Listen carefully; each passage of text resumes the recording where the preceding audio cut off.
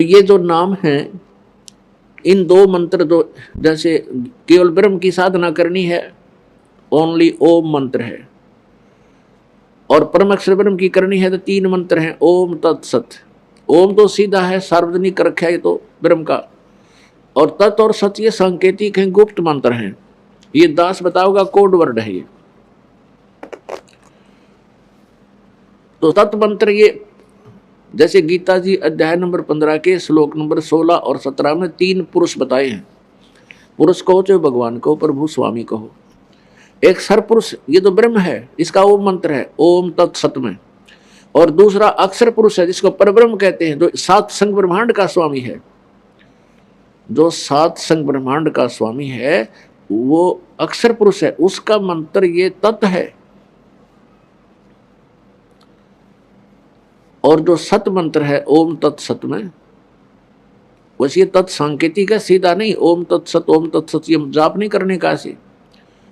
अब सत जो मंत्र है वो भी सांकेतिक है, इसका अन्य एक मंत्र है, ये है परम अक्षर ब्रह्म का, ये उस परम पिता का मंत्र है। तो इन तीनों की ही मजदूरी करनी है हमने, साधना करनी, साधना मीन मजदूरी। तो इन तीनों की साधना करनी है। अब पुण्यात्मा, पूजा और साधना में अंतर होता है। पूजा क्या है? जैसे हमने किसी से ऋण ले रखा, ऋण, तो हम उस ऋण को उतारने के लिए जो साधना कर रहे हैं वो मजदूरी कर रहे हैं। तो हम जिसका ऋण देना उसकी पूजा नहीं कर रहे, हम तो उसके को अपना पैसा उतारने के लिए उसको अपनी मजदूरी करें। अब जैसे हमने पुणात्मा, जैसे आप जी ने सेब खरीदनी है, सेब, अब उस सेब को कैसे प्राप्त किया जाए? सबने पता, सेब है मार्केट में मिल रहा है, लेकिन जेब में पैसे नहीं है तो मार्केट में कैसे मिलेगी? अब ये भी ज्ञान हो गया कि सतलोक में सतपुरुष है और वहाँ पर सारा सुख है, तो वो वहाँ पहुँचेंगे कैसे? वो भक्ति धन चाहिए। जैसे हमने सेब खानी है, सेब के गुणों का ज्ञान हो गया, और वो कहाँ मिलती है? मार्केट में या मंडी में या कहीं बाजार में मिलेगी। तो कैसे मिलेगी? पैसे से मिलेगी। तो पैसे के लिए हमने क्या करना पड़ेगा? कोई मजदूरी कर या कोई और धंधा कर, फिर पैसे इकट्ठे कर और फिर सेब प्राप्त कर, वहाँ जाके मार्केट में जाते मिलेगी फिर तो वो। और जेब में पैसा नहीं है तो घूमे जा, वहाँ पर सेब भी रखा है, कोई ना दे तो उठा करके।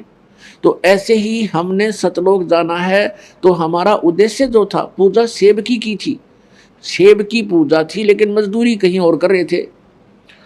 तो हमने पाना है परमेश्वर कबीर देव, सतलोक पाना है, वो हमारी सेब है, और मजदूरी ये है।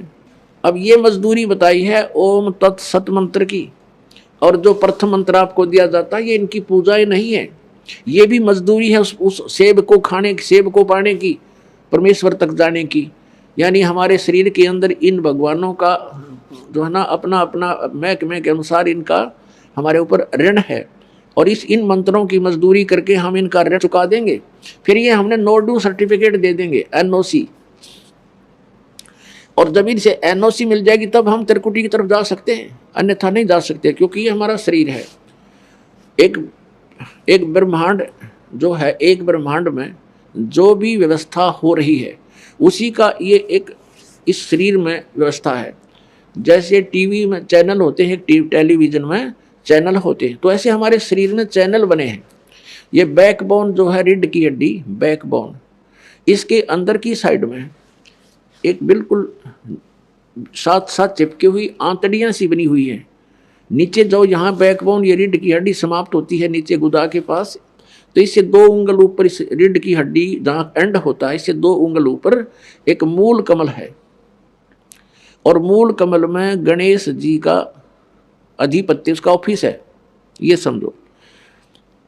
और उसकी ऑफिस का जो ऋण हमने उतारना है उसकी मजदूरी अलग बता रखी है, मंत्र आपको दे रखे।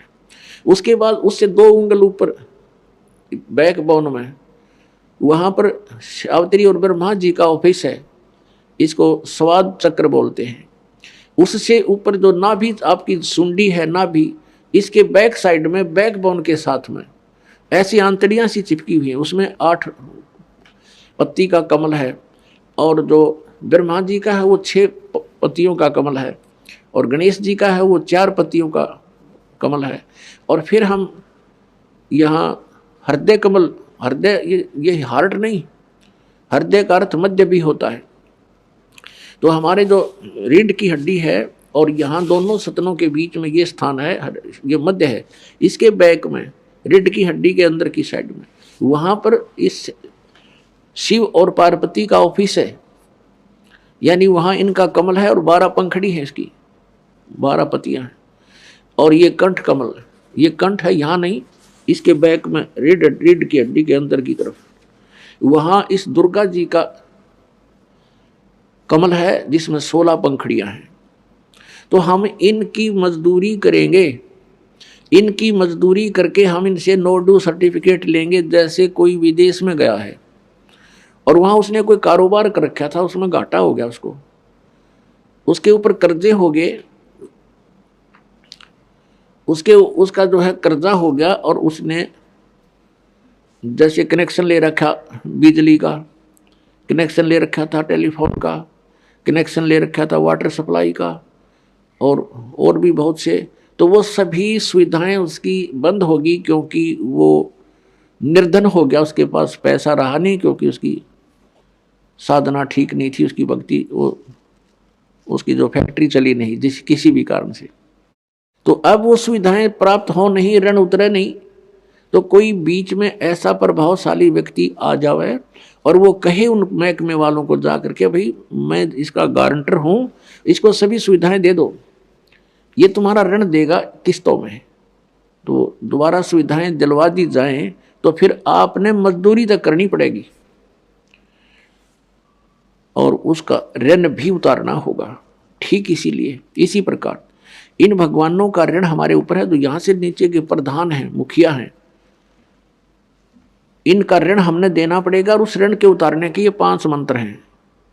गुरु ग्रंथ साहिब में जो जिक्र है 5 मंत्रों का, वेदों में भी है, नाम स्पष्ट नहीं उनमें, 5 मंत्र, 7 मंत्र, 3 मंत्र, उसमें भी ऐसा प्रमाण है। उसके लिए बता रखे हो तत्वदर्शी संत ही बता सकता है और किसी को पता नहीं। तो ये 5 मंत्र हैं जो आपको प्रथम मंत्र में दिए जाते हैं, फर्स्ट एंड लास्ट छोड़ के। बीच बीच के जो 5 मंत्र ये है वो पंच मंत्र, और इनके जाप से आपको, जब ये आत्मा हृदय में रहती है, हृदय कमल में, और वहां से फिर ये नीचे को चलती है मूल कमल में। मूल कमल में जाएगा तो वहां से फिर जब त्रिकुटी पर चलने का समय आएगा, जब प्राण हमारे पूरे हो जाएंगे यानी शरीर अंत होगा, फिर ये आत्मा सबसे पहले मूल कमल में जाएगी और वहां इसका नो ड्यू सर्टिफिकेट तैयार पाओगा, क्योंकि इसने उसका कर्जा उतार रखा है भक्ति साधना मजदूरी करके। फिर ये पहुंचेगा दूसरे स्वाद चक्र में। पुणात्माओं, ये आध्यात्मिक ज्ञान है और आप पहली, दूसरी, तीसरी, चौथी कक्षा के बच्चे हो, किसी ने 2 वर्ष हो गए, किसी ने 3 वर्ष, कोई 4 वर्ष, कोई 5 वर्ष, कोई 6 वर्ष। इस आध्यात्मिक ज्ञान को समझने में बहुत समय लगेगा। तो धीरे धीरे, क्योंकि एक दिन में तो नहीं समझ पाते, धीरे धीरे समय समय पर ये सब सत्संग के माध्यम से प्रवचन किए जाते हैं। और सत्संग के अंदर एक विशेष ध्यान रखा जाता है कि प्रथम कक्षा के बच्चे भी होते हैं जो पहली बार आए हैं, तो सभी प्रकार के डोज देनी पड़ती है ताकि सभी को सहारा मिले, विश्वास दृढ़ हो, भगवान में रुचि बने आपकी। तो पुण्यात्मा, इस काल ने हमारी सारी व्यवस्था ऐसी बना रखी है, निरे पाप हों। तो इस प्रकार हम संतानोत्पत्ति करते हैं, वो ब्रह्मा जी के ही विभाग में आती है। तो उसके अंदर हम बहुत वेस्ट करते हैं, अपना शक्ति को बहुत वेस्ट होती है, तो वो कर्जा और ऋण बन जाता हमारे ऊपर। तो फिर इन मंत्रों के जाप से जब हम ब्रह्मा जी के वहाँ जाएंगे तो फिर वो उस मंत्र के जाप से उस सभी पाप जो हमारा लोन हो गया था, हमारे वेस्टेज होगी थी, उसको वहाँ वो इस मंत्र से आपकी स्टोर होगी, रीस्टोर होगी, तो वहाँ वो हमें मुक्त कर देगा। फिर हम जाएंगे विष्णु जी के उस दरबार में, वहाँ भी फिर हमारा यहाँ नो ड्यू सर्टिफिकेट मिलेगा, क्योंकि आप उसका मजदूरी करके ऋण उतार चुके होगे। फिर आओगे हृदय कमल में, और वहाँ फिर आपको वो मंत्र दे रखा है, उसके जाप से आप फिर वहाँ से बरी हो जाओगे, वहाँ से नो ड्यू सर्टिफिकेट आपका तैयार पाओगा। और फिर कंठ कमल में आओगे, वो दुर्गा जी का भी आप मजदूरी करते हो, जाप करते हो, तो फिर आप यहाँ से लेकर यहाँ तक आप स्पष्ट साफ हो गए। इस प्रथम मंत्र से आपको यहाँ तक आने में सुविधा हो जाएगी, यानी यहाँ तक। अब यहाँ से फिर त्रिकुटी पर पहुँचना है। इन मंत्रों के जाप बिना और नीचे वाले भगवानों का नो ड्यू सर्टिफिकेट लिए बिना, नीचे वाले प्रधानों का, आप त्रिकुटी पर नहीं जा सकते लाख जन्म भी।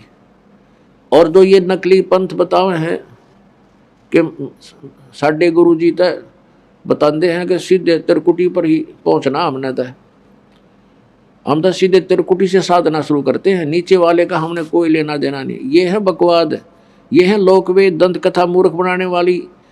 त्रिकुटी कोई बरवाड़े का बस स्टैंड नहीं है, पैदल पहुंच जाओ, चाहे कोई साइकिल पर जाओ, चाहे वैसे चला जाओ। ये बालकों का खेल नहीं है, मनुष्य जीवन को बर्बाद करना कोई समझदारी नहीं है। ऐसे नकली संतों के पास बैठकर, चलो जब तक नहीं ज्ञान था, गलती हो ही रही थी, हमसे भी हो रही थी, आपसे भी हो रही थी, और अब तो ये क्लियर हो चुका है, ये स्पष्ट आपके समक्ष, इसको जानकर, इसको समझकर, और फिर भी आप उन्हीं से चिपके हुए हो। उसके विषय में परमात्मा कहते हैं, जान बूझ साची तजें और करें झूठ तने, और ताकि संगत है प्रभु सपने में भी ना दे। चातुर प्राणी चोर हैं, ये मूड मुग्ध हैं ठोठ, संतों के नी काम के उनको दोगल जोट। अब फिर हम आएंगे त्रिकुटी पे। अब त्रिकुटी एक इंटरनेशनल एयरपोर्ट जानो, अंतरराष्ट्रीय हवाई अड्डा, जैसे पालम का है हिंदुस्तान में, दिल्ली में पालम, तो वहाँ से सभी देशों को फ्लाइट जाती हैं। और वहाँ एयरपोर्ट पर यानी त्रिकुटी में पहुँचने से पहले हमारा टारगेट होता है कहाँ जाना है। वहाँ तो जाकर टिकट लेनी होती है या पहले बुक करा रखी होती है, पासपोर्ट पहले बनवाना होता है, और उस देश का नो ड्यू सर्टिफिकेट आपके पास होना अनिवार्य है। उनकी परमिशन होकर ही आप वहाँ जाते हो। फिर त्रिकुटी पर आने के बाद आपको, अब जैसे कई भक्त असमंजस में गिर जाते हैं, क्योंकि पुण्यात्माओं इतना समय आपके पास नहीं होता कि आप सभी सत्संग अटेंड कर सको, और प्रत्येक सत्संग में ये बताया भी नहीं जा सकता, रह कर एक ही बात को रिपीट भी नहीं किया जा सकता। और लेकिन दास की भरसक कोशिश रहती है कि समय समय पर प्रत्येक पहलू पर प्रकाश डालूं, और बहुत बार डालूं, लेकिन बहुत बार डालूं तो भी आप नहीं पहुंच पाते किसी कारण से। कोई सुबह आता है, कोई शाम को आता है, और हो सकता है उस समय वो प्रकरण उसको ना उपलब्ध हो, और हो सकता है कई सत्संग भी निकल जाएं ऐसे ही। तो फिर भी उसके लिए आप जिस सीडी ले सकते हो उनसे देखिए, सुनिए। और आजकल तो परमात्मा ने बहुत अच्छी टेक्निक दी है, एक छोटी सी चिप होती है, उसमें 40-40 घंटे का सत्संग आ जाता है। लेकिन समय तो निकालना ही पड़ेगा, यहाँ निकालो चाहे घर पे बैठ कर सुनो, वो सुनना पड़ेगा। क्योंकि हमने जो अज्ञान सुना वो भी बहुत सुन रखा, थोड़ा नहीं, बहुत जन्मों से सुनते आ रहे। तो अब हम, जैसे कई भक्त कहते हैं कि पहले मंत्र में सभी आपने इन देवताओं के ही मंत्र दे रखे हैं, और फिर कहते हो कि इनके फोटो नहीं रखने। एक भक्त काशी से आया था, दूसरा सतनाम भी प्राप्त जब उसको हुआ, तो उसने कहा जी ये तो वो उठपटांग बातें हैं सारी, वही मंत्र वहाँ थे, वही मंत्र यहाँ 2 दे दिए, इससे क्या लाभ हुआ। और उधर से कहते हो इनको नहीं रखना, तो उसको लाभ हो नहीं रहा, क्योंकि उसके मन में दोष था। उसको समझाने की भी चेष्टा की कि तू बात सुनो। अब जैसे एक जड़ी है, एक जड़ी है, उसको किसी 2 जड़ियों से मिला करके उसका जो योग किया जाता है उससे कुछ अन्य लाभ देती है वो, और उसको 5-7 जड़ियों में मिला करके उसका मिश्रण किया जाता है तो उस समय वो कुछ और लाभ देती है। रही बात फोटो रखने की, जैसे आप एक पति भर्ता स्त्री होती है, वो अपने पर्स में केवल अपने पति का ही फोटो रख सकती है, दूसरे का नहीं। बाकी अनादरणीय नहीं है, अन्य भी हैं, सबको प्रणाम करें, अगर कहीं फोटो लगे हैं तो दूसरी बात, वो फोटो दूसरी बात है। लेकिन जहां पूजा स्थल हो वहां पर आप अपने मालिक के अतिरिक्त अगर किसी का फोटो रखते हो तो आपके हृदय में पतिव्रता तो नहीं है, वो नहीं है आपके अंदर, तो वो पतिव्रतापन नहीं होने से भगवान रुष्ट होगा। तो इसलिए हमने अपने पूजा स्थल पर केवल अपने ही उस पति का यानी कबीर जी का, परमेश्वर का, मालिक का फोटो ही रखना है।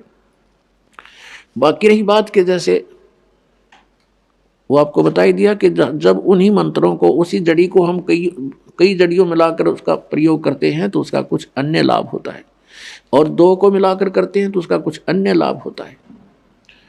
तो ऐसे इनको समझो, क्योंकि जैसे पुण्यात्मा भोजन आटा वही है, गेहूं वही है, और उनको अलग अलग से बनाकर प्रयोग करते हैं तो कुछ आइटम अलग बन जाते हैं, टेस्ट भी अलग होता है। जैसे घी और रोटी वैसे खा लें, उसमें बूरा डाल लें, हलवा बनावे तो और न्यारा ही टेस्ट बन जाता है। तो ऐसे ही बात है इस गुण की कि जैसे कोई औषधि है, यही समझो इसका उदाहरण, ये बहुत ही फिट है। अब क्या होता है, जैसे हम त्रिकुटी पर आ जाते हैं तो त्रिकुटी तक तो ये जो लाभ हमें प्रथम मंत्र का था ये यहां तक ले आया आपको। अब त्रिकुटी पर पहुंचेंगे, त्रिकुटी यहां नहीं है, यहां तो बताई जाती है कि इसके बिल्कुल बैक में, इन दोनों भावों के बीच में, यहां बैक में यहां एक बनी हुई है नाड़ी सी है। तो वहां त्रिकुटी पर जाने के बाद वहां आपका अकाउंट होगा सतनाम का। अब सतनाम क्या है, 2 अक्षर का। जैसे गुरु ग्रंथ साहिब में लिखा है कि 2 अक्षर का भेद बतावे सोए गुरु पूरा कहावे। वो 2 अक्षर कौन से हैं, एक तो ओम है, एक ये तत् है। ओम तत् सत में तो 3 मंत्र हैं, ये ओम और तत् वो सांकेतिक है, ये दोनों मिलकर सतनाम बन जाता है। इनके सिमरन की विधि भी भिन्न भिन्न है। तो जो ओम नाम है सतनाम के अंदर, इसको हम त्रिकुटी पर देंगे, ये ब्रह्म का जाप है। हम क्या करते रहे अभी तक, ओम नाम का जाप करते थे ऋषि महर्षि पहले, और कोई जाप नहीं करते थे, वो केवल ब्रह्म साधना करते थे। अब उनको कंप्लीट ज्ञान तो था नहीं, जैसा काल ने उनको वर्मित किया, तो ओम नाम के जाप से वो ब्रह्मलोक में चले जाते थे। ब्रह्मलोक में हजारों युगों तक वो वहां उन ओम नाम के कमाई के, भक्ति के आधार से, धन के आधार से वहाँ हजारों युगों तक स्वर्ग में मौज मस्ती करते थे। उन स्वर्ग में क्या है, जो यहाँ पृथ्वी पर बकवाद उपलब्ध नहीं है वो बकवाद वहाँ पर हैं। नाचना गाना, सुंदर औरतें, हर तरह की बकवाद, हर तरह के वहाँ फुहारे चलते हैं, कहीं पर आतिशबाजी। जैसे एक मेले में चला जा या किसी रेस्टोरेंट में आदमी अपनी ही पैसे से, अपनी पूंजी से वहाँ मौज कर रहा है, तो करता रहो, एक दिन वो पूंजी समाप्त होगी, उसके बाद फिर उसको वापस भेज दिया जाएगा वहाँ से, उसको जेब खाली हो लेगी, तब वो भागेगा वहाँ से। तो हम अभी तक अपनी जेब वहाँ कटवाते रहे स्वर्ग में जाकर, ओम नाम की जापते हैं, महास्वर्ग में, महास्वर्ग कहो, ब्रह्मलोक कहो, और हमारे पाप न्यो के न्यो रह जाते हैं। उन पापों के लिए फिर नरक भी जाना पड़ता, और उसके बाद फिर यहाँ 84 लाख योनियों में, पशु पक्षियों की भी योनियों में भोग जाना पड़ता। तो हम क्या करते रहे, ओम नाम के जाप को, उसके भक्ति धन को स्वर्ग में, महास्वर्ग में, ब्रह्मलोक में नष्ट करते रहे, और काल के जाल में फिर मृत्यु और जन्म में फिर से आ जाते हैं। अब हम क्या करेंगे, जैसे गीता जी अध्याय नंबर 18 के श्लोक नंबर 62 में कहा कि अर्जुन तू सर्वभाव से उस परमेश्वर की शरण में जा, उसकी कृपा से ही तो परम शांति को और सनातन परम धाम को प्राप्त होगा। फिर गीता जी अध्याय नंबर 18 के श्लोक नंबर 63 में कहा कि अर्जुन ये गीता जी का गुप्त से गुप्त ज्ञान मैंने तेरे को बता दिया। अब जैसे तेरी इच्छा से कर ले। मेरी शरण में रहना है तो उठा लठ, हथियार उठा युद्ध कर, यह शांति नहीं हो सकती। और मेरी साधना करेगा तो ब्रह्मलोक प्राप्त होगा। और 8वें अध्याय के 13वें श्लोक में बता दिया मेरा मंत्र ओम है, नथिंग एल्स, और कोई मंत्र नहीं जाप करने का। और जन्म मृत्यु तेरी भी रहेगी मेरी भी रहेगी, शांति नहीं हो सकती। और यदि तूने परम शांति चाहिए, सनातन परम धाम जाने के बाद फिर लौट कर वापस नहीं आते, वो स्थान चाहिए, तो उसकी साधना तत्वदर्शी संत बताएंगे। 4थे अध्याय के 34वें श्लोक में गीता जी में कहा है, उनको खोज ले, मैं नहीं जानता उसके विषय में। अब 18वें अध्याय के 63वें श्लोक में स्पष्ट कर दिया उसने, गीता ज्ञानदाता ने, कि ईब यु गुप्त से गुप्त ज्ञान दे दिया तेरे थे। जैसे तुझे ठीक लगे वो फैसला कर ले, सोच ले। मेरी शरण में रहना है तो जन्म मृत्यु भी रहेगी, शांति नहीं। मैं पूरा विश्वास दिलाता हूं कि मेरी शरण में रहेगा तो मुझे ही प्राप्त होगा। तो अंडरस्टूड, जहां साता बादशाह हुई, मन कर्म वचन सुमरियो सोई। फिर 18वें अध्याय के 64वें श्लोक में तुरंत कहा कि एक गुप्त से गुप्त भेद और बताता हूं। फिर सुन कि वो परमात्मा जिसके विषय में 18वें अध्याय के 62वें श्लोक में और 15वें अध्याय के 17वें श्लोक में, 1 से 4 श्लोक में 15वें अध्याय के में बताया है कि उस परमेश्वर की शरण में वो है ना, वो मेरा भी इष्ट देव है। इष्ट में असी दृढ़म तत्वक्षामि ते हितम, ये तेरे हित में बता रहा हूं कि वो मेरा पूज्य देव है, मैं भी उसकी भक्ति करता हूं। यानी एक गुप्त से गुप्त भेद तो बता दिया 18वें अध्याय के 64वें श्लोक में, 63वें में, कि गीता का ज्ञान गुप्त से गुप्त ये दे दिया। दूसरा गुप्त से गुप्त एक भेद और बताऊं कि ये मेरा भी पूज्य देव है, मैं इसकी भक्ति करता हूं। और परमेश्वर कहते हैं तेरा ज्योत स्वरूपी अलख निरंजन, ये धरता ध्यान हमारा। अब ये कौन सा जाप करता है इसको?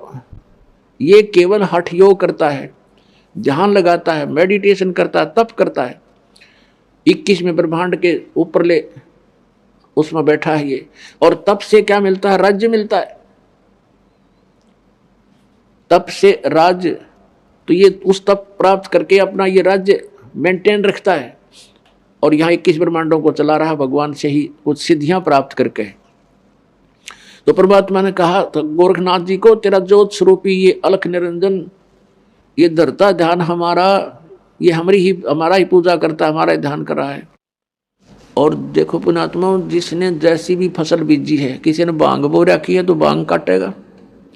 अब फसल ने तो बीज जो बो दिया वो तो देना ही देना है। तो परमात्मा सबको जो जैसी साधना कर रहे हैं उससे जो भी उनको मिलना है वही दे देता है। जैसे सिद्धियां करते हैं, सिद्धियां वालों को सिद्धियां मिल जाती हैं। जैसे अगस्त ऋषि ने डले ढोए ऐसी सिद्धि प्राप्त कर ली कि 7 समुद्रों को एक ही घूंट में पी गया, खाली कर दिए 7 समंदर। अब बता, शर्मा मार लो सिद्धि ने किया चाटा, सिद्धि का क्या करे? तो ऐसी साधनाएं जो करते हैं, शास्त्र विधि त्याग का मनमाने आचरण जो है ये यूजलेस बताए हैं। भले ही उनसे आम जनता में प्रभुता हो सकती है जीव की, लेकिन मोक्ष नहीं। अब 18वें अध्याय के 64वें श्लोक में कहा कि अर्जुन वो मेरा पूज्य देव है। और 18वें अध्याय के 65वें श्लोक में कहा कि अब मेरी शरण में रह, मेरा भक्त बन, मुझे नमस्कार कर और निश्चय तो मुझे प्राप्त होगा। 18वें अध्याय के 66वें श्लोक में तुरंत कह दिया, फिर डिफरेंशिएट कर दिया अलग अलग कि उसकी शरण में जाना है। 18वें अध्याय के 62वें श्लोक में जिसके विषय में कहा है उसकी शरण में जाना है, तो सर्वधर्मान परित्यज माम एकम शरणम व्रज, मेरे सतर की और सभी पूजाओं को त्याग दे। और फिर एकम शरणम व्रज, मेरे सतर की जो साधना है, धन भक्ति धन तूने इकट्ठा किया, वो मेरी मुझे छोड़ दे, मुझे दे दे, उसका प्रतिफल मत लेना। एकम शरणम व्रज, एकम जिसके बराबर दूसरा ना हो, अद्वितीय। अब यहाँ गीता अनुवादकर्ताओं ने अनुवाद गलत कर दिए, अर्थ अनर्थ कर दिए। व्रज माने जाना होता है, इन्होंने आना कर रखा है। अब इनका दृष्टिकोण क्या था कि ये श्री कृष्ण जी से ऊपर नहीं मानने थे, श्री कृष्ण जी को ये सुप्रीम पावर परम अक्षर परम मान रहे थे, और जिस कारण से इन्होंने अर्थों के अनर्थ कर डाले, वर्जमाने जाना होता है इन्होंने आना कर दिया। तो यहाँ कहा, गीता ज्ञानदाता कहता है कि मेरे सतर की जितनी पूजाएं हैं, धार्मिक अनुष्ठान जो तूने किए हैं, सभी धर्मान प्रीतज माम, मेरे सतर के जितने भी धार्मिक अनुष्ठान हैं, धार्मिक पूजाएं हैं, वो मुझ में छोड़ दे। एकम शरणम वर्ज, उस सर्वशक्तिमान परमात्मा की शरण में तू जा। अहम तवा सर्व पापे भ्यामोक्षामी मां सुच, फिर मैं तुझे इन सभी संकटों से, पापों से मुक्त कर दूंगा, तू चिंता ना करे। अपने आत्माओं हम पुण्य बर्बाद कर देते थे स्वर्ग में और पाप भोगते थे नरक में, तो अब हम उन पुण्यों का, जिसके कारण ये हमें यहाँ रोके रहता है, उन पुण्यों का हम प्रतिफल नहीं लेंगे और इसको छोड़ देंगे ओम नाम के जाप की भक्ति धन। और साथ में ये हवन यज्ञ, ये पांचों यज्ञ, ये इसके सतर की है, हम इसको दे देंगे। यज्ञ से भी स्वर्ग जाते हैं, जब केवल हवन करते हैं या कोई केवल स्वाध्याय ही करते रहते हैं, जैसे ओके है ना, आपका सुखमणि साहिब का पाठ करते हैं जिसको जप जी साहिब कहते हैं, और जो गीता जी का नित्य पाठ करते हैं, और जो कोई वेदों का नित्य पाठ करते हैं, वो एक यज्ञ बनता है। उस यज्ञ से, ज्ञान यज्ञ है ये, उस यज्ञ से भी पुण्य होते हैं, उससे केवल स्वर्ग प्राप्ति होती है उस समय के लिए, कुछ सीमित समय है, बहुत कम, और फिर वापस आ जाते हैं। तो ये यज्ञ ऐसे हैं जैसे किसी का दीर्घ रोग हो रहा है, दीर्घ रोग है किसी को, और डॉक्टर के पास जाता है, वो बहुत वीक हो गया है, कमजोर घना हो गया है, तो जाते ही डॉक्टर ग्लूकोज लाता है। ग्लूकोज जो है ये रोग नाशक नहीं है, ये सहयोगी है उस उपचार में, शरीर को पानी का अभाव पूरा करती है, कुछ शरीर को शक्ति देती है, लेकिन रोग नाश नहीं होता इससे। ये भी आवश्यक है क्योंकि हम चौथे युग में आ गए, अभी तक ट्रीटमेंट ठीक हुआ नहीं, हम कति कंडम हो लिए। तो यहाँ अब पांचों यज्ञ, ये ट्रीटमेंट करना अनिवार्य है आपका, पांचों यज्ञ भी करनी पड़ेंगी। एक यज्ञ है धर्म की, जैसे दान करते हो भक्त, इसमें से आपका यहाँ भंडारा चलता है, आश्रम बनाया जा रहा है, आपकी रजाई गद्दों का व्यवस्था होती है, दुखी आत्मा आती है, आते यहाँ शांति प्राप्त होती है, भगवान की कथा सुनते हैं, तो आपके द्वारा दिया गया दान आपको आबाद कर देगा। ये स्थान है वो दान करने का। और एक जगह धर्म की, दूसरी जगह ध्यान, परमात्मा का जो याद बनी रहना, उसकी भूल ना पड़े, उसकी रह कर याद आवे, दिस इज मेडिटेशन। वो हठ योग मेडिटेशन नहीं, संतों का ये सहज समाध है, सहज ध्यान है, ये इसको ध्यान बोलते हैं।